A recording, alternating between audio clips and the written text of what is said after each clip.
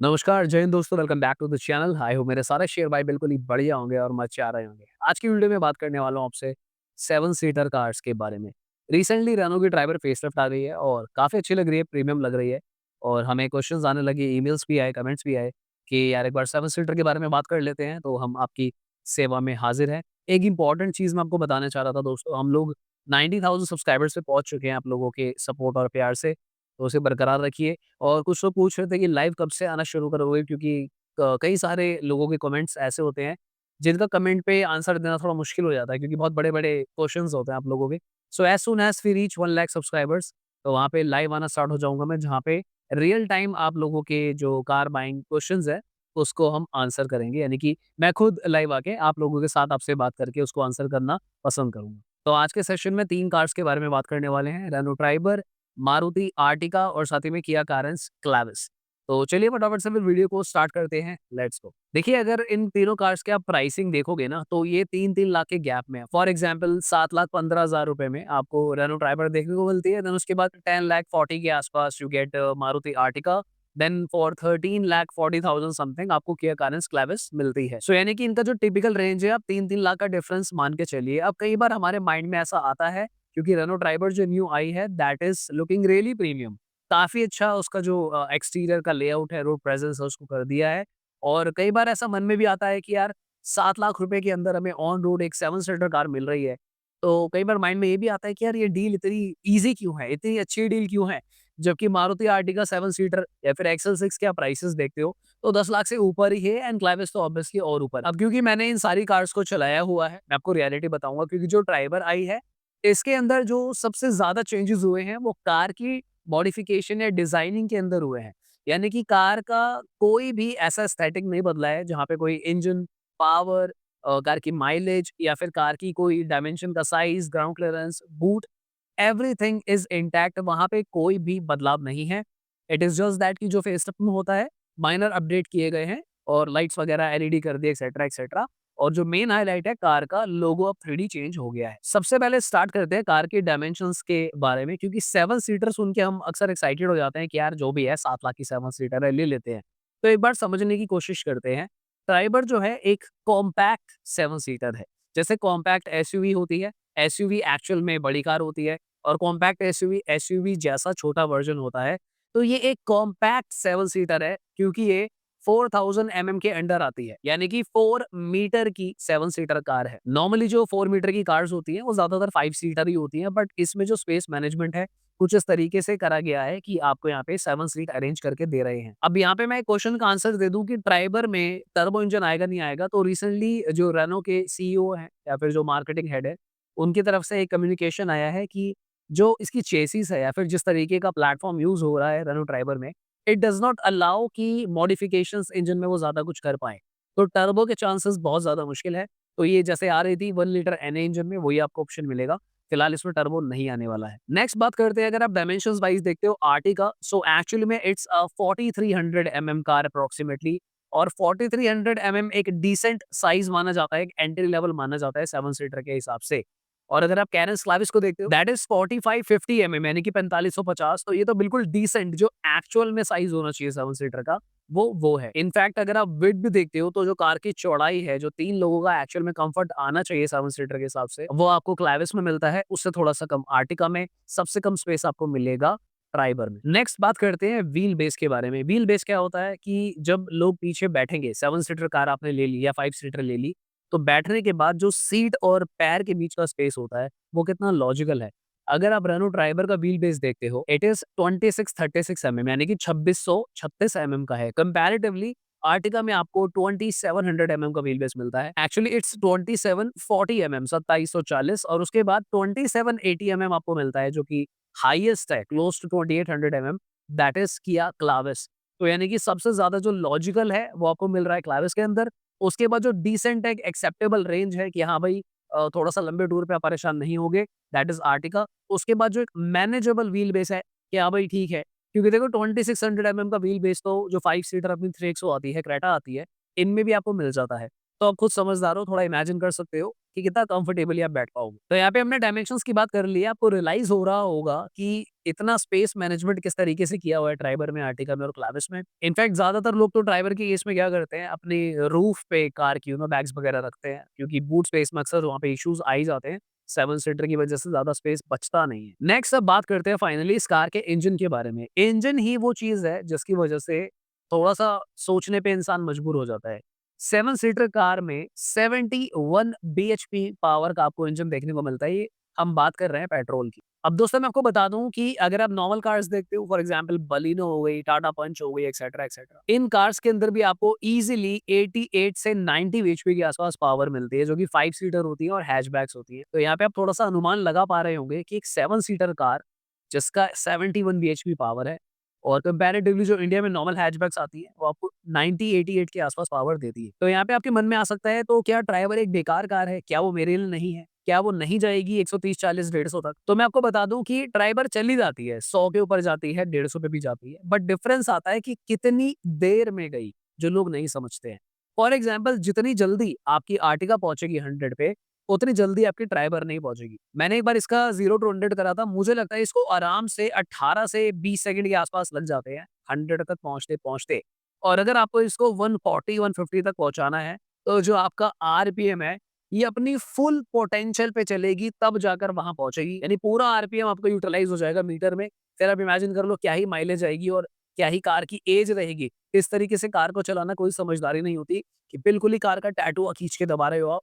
चल भाई भाग Dhanno. So what you need to understand, मैं यहाँ पे ये बिल्कुल नहीं बोल रहा हूँ कि ट्राइबर एक बेकार कार है, बट मैं आपको ये ज़रूर समझाना चाहता हूँ कि किनको ये कार लेनी चाहिए। फॉर एग्ज़ाम्पल मान लो मेरी एक फैमिली है और मेरी फैमिली में 7 लोग हैं, मेरा बजट नहीं है, मेरा बजट कम ही है। मेरे बजट में ट्राइबर आ रही है और नई फेसलिफ्ट आ गई है, मैं ट्राइबर को लेना चाहता हूँ। मैं एक ऐसा व्यक्ति हूँ जो मेरा पहाड़ों-वहाड़ से, हिल्स से दूर-दूर तक कोई नाता नहीं है। मैं शहरों में ही गाड़ी चलाता हूँ, कभी-कभी मैं हाईवेज़ पे भी चले जाता हूँ, जहाँ पर मुझे कोई ओवरटेक करने का किसी को कोई शौक नहीं है।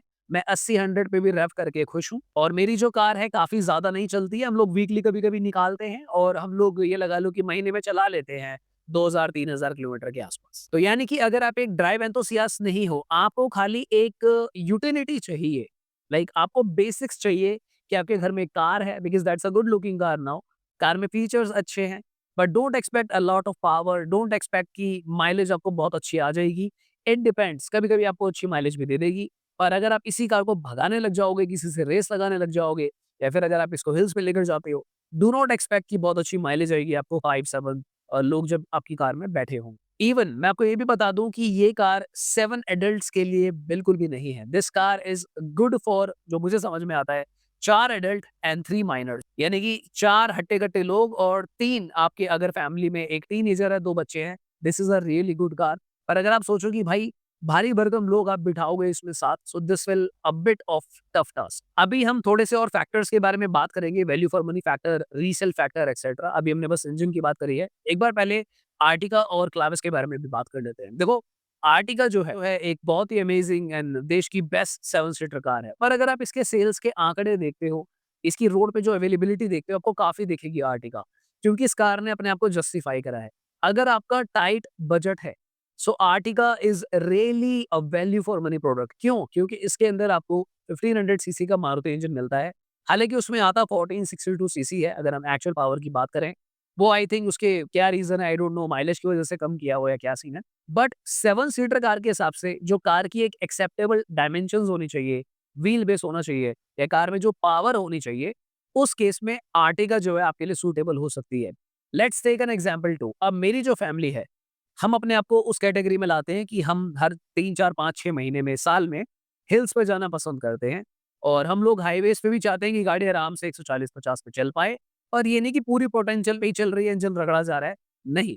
इस हिसाब से कि पावर जो है ठीक है यार, कि 3000 आरपीएम के नीचे-नीचे तक कार अच्छे से भागे, माइलेज अच्छी डिलीवर करे। अदर देन दैट जो आपका सर्विस नेटवर्क है मारुति का वो काफ़ी अच्छा है, रिलायबिलिटी प्रोडक्ट्स की काफ़ी अच्छी है, मेंटेनेंस सर्विस कॉस्ट काफ़ी अच्छा है। अब what is missing in Ertiga, मैं आपको बिल्कुल ऑनेस्टली बता रहा हूँ, आर्टिका में जो सेफ्टी है, बिल्कुल प्रॉपर लेवल की नहीं है। हालाँकि अब इस कार के अंदर एज़ स्टैंडर्ड 6 एयरबैग्स आ रहे हैं, बट ये कोई 5, 4 स्टार लेवल की कार नहीं है। जब लेटेस्ट क्रैश टेस्ट होगा तब पता चल जाएगा, क्योंकि मारुति आपको इंजन अच्छा दे रहे हैं, स्पेस मैनेजमेंट अच्छा दे रहे हैं, कार की रीसेल कल को आपको ज़्यादा मिलेगी ऑब्वियसली। तो इन सारे फैक्टर्स के चलते यहाँ पे आपको थोड़ा-सा स्लाइटली बहुत ही कम पावर में कॉम्प्रोमाइज़ है। ऐसा नहीं है कि अंडर पावर लगेगी, बट येस जो एक लगना चाहिए कि हाँ भाई आपको मज़ा आ जाए, महिंद्रा 7 सीटर टाइप, तो वो वाला सीन नहीं है। But at last it's a value for money product, tried and tested engine है, इतने सालों से चल रहा है, ब्रेज़ा में चल रहा है, आर्टिका में चल रहा है। तो अगर आपको एक मन की शांति वाली चीज़ चाहिए कि भाई शोरूम गए, कार खरीदी, चाबी मिली, चुपचाप सो गए, ज़्यादा सोचना नहीं पड़ रहा आपकी क्या होगा, क्या नहीं होगा, ये कार आपको धोखा नहीं देगी इन शॉर्ट। चलिए नेक्स्ट बात करते हैं किया क्लाविस की। इसको तो अभी मैं कुछ दिन पहले ही चला कर आया था दिल्ली की सड़कों पे। बहुत अच्छे तरीके से, बहुत ही एक्सट्रीम सिचुएशंस में मैंने इसको भगाया, दौड़ाया, सब चेक करा। इन तीनों कार्स में मैं यहाँ पे देखो कोई टर्बो की बात नहीं कर रहा हूँ। मैं क्लाविस का टर्बो यहाँ पे नहीं लाऊँगा क्योंकि इन दोनों कार्स में एनए इंजन है। तो मैंने भी 1.5 एनए चलाया था क्लाविस का। तो अगर मैं एनए इंजन के हिसाब से पावर की बात करूँ, सबसे ज़्यादा मज़ा आपको क्लाविस में आएगा। क्लाविस की डायमेंशंस सबसे ज़्यादा अच्छी हैं। क्लाविस का जो ओवरऑल इंटीरियर मैनेजमेंट है, स्पेस मैनेजमेंट है, सबसे ज़्यादा अच्छा है क्योंकि क्लाविस का प्राइस भी सबसे ज़्यादा अच्छा है, ये भी आपको समझना पड़ेगा। सो ऑलमोस्ट 13,40,000 रुपीज़ के आसपास हाईएस्ट प्राइस क्लाविस का आता है। बट जो आपको बिल्कुल मज़ा आ जाएगा डायमेंशंस के accordingly because it's a 4500 MM plus car. तो इसकी जो रोड प्रेजेंस है, काफ़ी ज़्यादा मज़ेदार है। तो यानी कि अब आपको क्लाविस पे कब जाना है, जब आप 3 लाख रुपए, साढ़े 3 लाख रुपए एटलीस्ट एक्स्ट्रा लगाने के लिए तैयार हो, थोड़ी-सी एक्स्ट्रा पावर के लिए एक जो ब्रांड वैल्यू है उसको चेंज करने के लिए because there is a huge difference. आप रेनो की कार लो वर्सेस मारुति लो या फिर आप किया में चले जाओ। Kia is giving you premium customer service. Kia का देखो फिर वहाँ पे ना बाकी और चीज़ें भी प्रीमियम हो जाती हैं। स्लाइटली सर्विस मैनेजमेंट में या फिर लेबर कॉस्ट में, पार्ट्स की कॉस्ट में, ये भी हल्का-सा प्रीमियम देखो फिर आपका बढ़ेगा वहाँ। So if you are someone जो स्लाइटली प्रीमियम मैनेज कर सकता है but you need a better brand value, आपको नहीं लेनी मारुति यार, आप थक चुके हो आर्टिकल ले लेके। यू कैन स्पेंड 3-4 लैक्स और आप थोड़ा-सा लीक से हटना चाहते हो, then Clavis is for you. Turbo के बिना भी मुझे लगता है ये कार आपको डिसेंट परफॉर्मेंस देगी। There are no issues at all. 113 BHP, 144 newton metre torque, तो यहाँ पे किया क्लाविस स्टैंड आउट करती है एनए इंजन में भी। और एक वैल्यू फॉर मनी प्रोडक्ट मुझे किया क्लाविस भी लगती है। क्यों? क्योंकि देखो जिस पैसे में ये कार आती है, उस पैसे में आपको एनए इंजन मिल रहा है तो लॉन्ग रनिंग के लिए डिसेंट है। पर अगर आपको और ज़्यादा वैल्यू फॉर मनी चाहिए, आपका बजट बहुत ज़्यादा टाइट है, उस केस में Ertiga is the right option for you मेरे दोस्त। रही बात रेनो ट्राइबर की, तो वो आपको स्पेसिफिक यूज़ केस में जाना है, क्योंकि यार रेनो ने इसको डिज़ाइन ही उन लोगों के लिए करा है, जिनकी नीड मिनिमम है। मुझे ऐसा लगता है कि ये बेस्ट सूटेबल कार उनके लिए है, कि जिनको अर्जेंट 7 सीटर कार चाहिए, जिनके घर में बच्चे भी हैं और फिलहाल वो 4-5 साल उन बच्चों के साथ काटना चाह रहे हैं। फॉर एग्ज़ाम्पल अगर अभी आपके बच्चे 3, 4, 5 साल के हैं, तो अगर आप कार को 10 साल तक भी रखते हो, तो वो टीन एज में ही रहेंगे, देखा जाए तो। तो वहाँ पर ये बहुत अच्छा हमसफ़र है आपका। अगर आप ज़्यादा हिल्स पे नहीं जा रहे हो, हाइवेज़ पे नहीं जा रहे हो, ड्राइव एंथुसियास्ट वाला कुछ सीन नहीं है आपका ऐसा, पैपीनेस नहीं चाहिए, then Triber is also a good car. Depends आपका यूज़ केस क्या है। अब बात करते हैं इन तीनों कार्स की रीसेल फैक्टर के बारे में। अब कुछ लोगों को लगता है कि यार रीसेल कौन ही देखता है नई कार लेते हुए? तो वो देखता है जिसने पैसे बहुत मेहनत से कमाए होते हैं और वो देखता है जो एक एक्सपीरियंस कार ओनर बनना चाहता है या फिर होता है। तो अगर आपको इससे कोई फ़र्क नहीं पड़ता तो definitely you can by any car.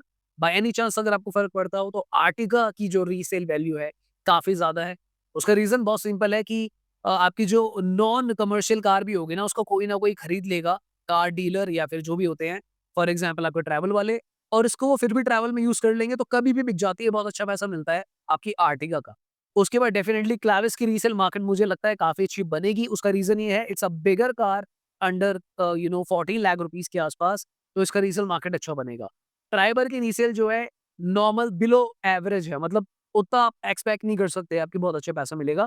But ये ठीक है, इसको भी ट्रैवल वाले ले सकते हैं क्योंकि आजकल ट्रैवल वाले इसे चला रहे हैं, तो बिक तो जाएगी। अगर हम बात करें सेफ्टी पैरामीटर्स की, तो जो ट्राइबर है ये 4 स्टार लेकर आई थी। अब जो न्यू ट्राइबर आई है आपको एज़ स्टैंडर्ड 6 एयरबैग्स ऑफर कर रही है।